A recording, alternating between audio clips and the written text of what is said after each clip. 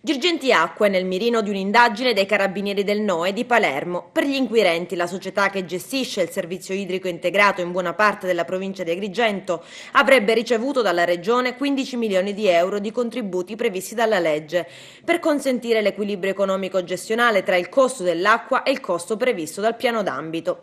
Somma indebitamente percepita secondo gli inquirenti perché la società non avrebbe rilevato i consumi idrici dalla data di insediamento il 2008 fino al 2011, anno in cui Girgenti Acque ha iniziato poi seppur parzialmente a segnalare i volumi erogati. Questa è la prima ipotesi di reato contestata. La seconda invece riguarda l'applicazione di un indice di inflazione diverso rispetto a quello previsto, con un inevitabile incremento della tariffa a carico dell'utenza. 4 le persone che risultano iscritte nel registro degli indagati, a cui è stato notificato il provvedimento di conclusione delle indagini preliminari emesso dalla Procura della Repubblica di Agrigento.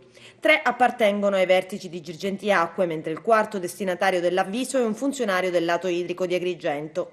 Sono accusati di truffa aggravata e continuata. Il danno stimato ammonterebbe a circa 20 milioni di euro. L'indagine è partita lo scorso anno, ma è entrata nel vivo nel 2017. A condurla sulla base di accurati controlli documentali il nucleo operativo ecologico di Palermo, con in testa il luogotenente Nunzio Sapuppo, in collaborazione con il nucleo investigativo del comando provinciale di Agrigento.